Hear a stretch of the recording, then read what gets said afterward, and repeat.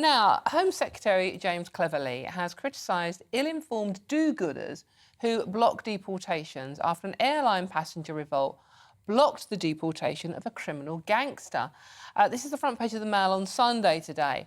A mutiny by passengers on a BA flight at Gatwick Airport back in November stopped the deportation of 27-year-old Lawrence Morgan. The new part of the story is we now know who this chap is. Mr Morgan's criminal record included 2 serious gun crimes and hard drug convictions. Last night, the Home Secretary said, "We must be able to remove offenders from our country without interference from misguided and ill-informed do-gooders." So let's see. I mean, it's a perfect Mail on Sunday story. You're going to sort of, if you're a Mail reader, choke on your cornflakes over this one because it is annoying, isn't it? But let's see what my wonderful panel make of this one. I'll come to you first on this one, Ricky. I mean, I must admit, I read this story this morning and I thought, what is going wrong here that men like this are here costing us fortunes? And it's human rights. Is it human rights again? No, absolutely. I mean, I've said for some time that our existing human rights framework, it tends to prioritise the rights of those who clearly can't respect the rule of law, and it doesn't do a good job of protecting the law-abiding majority in the country.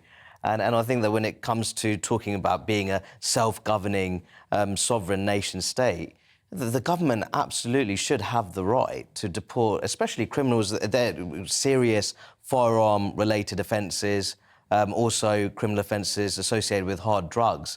It's quite remarkable that people are looking to obstruct the deportation of such a dangerous individual. Yeah, I mean, the Mail on Sunday understands the government have been attempting to kick Mr Morgan out of the country since 2018 to be faced with a string of human rights challenges from his lawyers.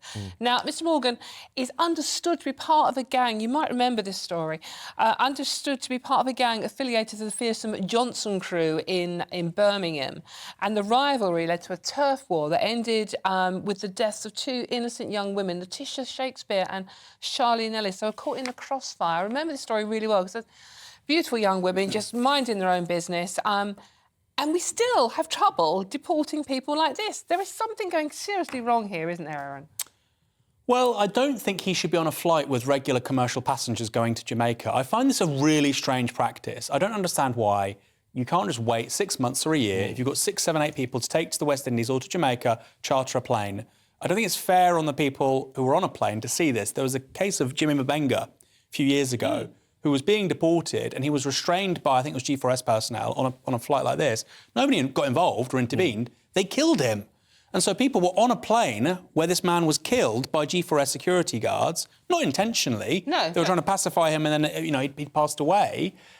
I just find it so... You're going on holiday to Jamaica and then you have something as chaotic as this. So that's the first point. It's just a very strange practice to me. Secondly, he's not a naturalised UK citizen. That's the main point. So it's not like somebody's having their rights withdrawn as a citizen. He's not a UK national. No. And what, for me, is so critical here is, Dawn, he went to prison and then he got involved in this shooting. It's not like you do one bad thing. Because I think, and maybe this isn't particularly popular with the audience that's watching and listening, I think everybody deserves a second chance. OK, with some exceptions, obviously, child paedophilia or an incredibly violent crime. But I think, generally speaking, if somebody is not a UK national and they get in a fight outside a pub and they get done for GBH and they go to prison for a month or 2, I don't think they're necessarily a bad person. If they pay their taxes, work hard, give them a second chance. Somebody like this gentleman, obviously, is very, very different. Repeat offender, very serious crimes he's being involved in. And what about, I mean, he fought this because of his human rights. Is it time that we actually looked at the European Convention on Human Rights and how we deal with it? Oh, no, absolutely. I think that we need to discuss how they could potentially be modernised. We're talking about conventions and also refugee treaties as well. They go back to the early 1950s. So I think there is a strong case for modernising those conventions and treaties in order to reflect the realities of the modern world. But the Conservatives, they can't continuously blame the European Convention on Human Rights. they either spearhead a process where they look to develop international support for their modernisation, or there has to be discussion about withdrawing from it. Yeah, absolutely. And that's not the only case as well. There was a Somali rapist who also claimed his human rights were being risked. What about the human rights of his victims? And that's what seems to be forgotten in this. We had problems with that one as well.